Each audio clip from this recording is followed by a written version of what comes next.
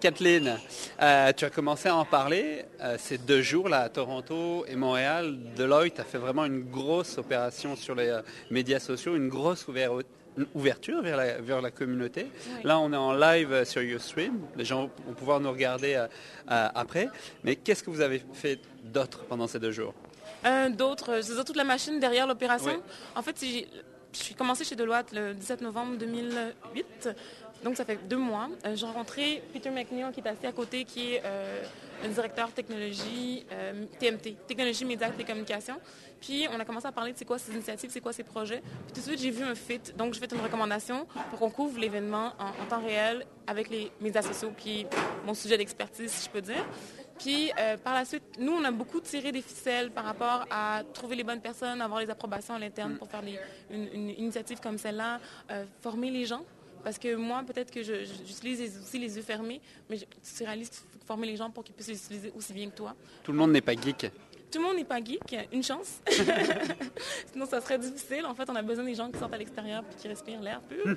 Donc, former les gens. Puis après ça, je pense que là, l'équipe est montée. Tout le monde est solide par rapport à son savoir. Puis je pense que là, on va ramasser le feedback un peu, combien de personnes étaient en ligne, les commentaires qu'on a eus, comment mieux orchestrer pour aussi les événements, les prochains événements de Deloitte avec lesquels il y a une sorte de fit, si je peux dire, pouvoir aussi continuer à échanger avec le public, échanger avec le secteur des technologies. Je pense que c'était ça l'objectif, c'est de rejoindre la grappe technologique, puis de pouvoir échanger avec eux par rapport aux prédictions technologiques qui sont vraiment technologiques. Alors, j'ai une question que je me pose et que beaucoup se posent par rapport à une grande entreprise comme Deloitte, parce que c'est quand même 150 000 personnes à travers le monde. On pense que ces entreprises ont peur justement d'aller sur les médias sociaux, parce qu'ils ont peur de ce que les gens vont dire d'eux. Est-ce que tu n'as pas eu trop de problèmes? Est-ce que finalement ils l'ont embrassé assez facilement, là, ce Web 2? Disons que Peter et moi, on a travaillé fort pour pouvoir avoir les approbations. Oui, il y a une grande crainte, les gens sont frileux, mais en même temps, c'est pour ça que j'ai été engagée. J'étais engagée pour pouvoir évaluer les opportunités puis faire des décisions. Ça, c'est une décision que je savais qui était... C'est une décision qui était très solide, le fit était là, puis je pensais vraiment qu'il y aurait un bon retour sur investissement en temps présentement. Puis je pense que c'est pas pour toutes les unités du cabinet, ce sont Belair, Deloitte et Touche.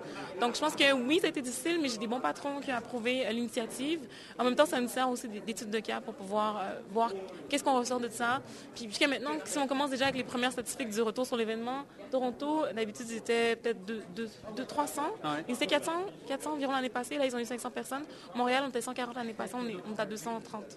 Donc, tu calcules, il y a une grande, forte croissance, déjà des présences. On va avoir beaucoup plus de feedback. On fait une comparaison entre l'année passée, le PR qui a été fait plus traditionnel, puis le PR actuel.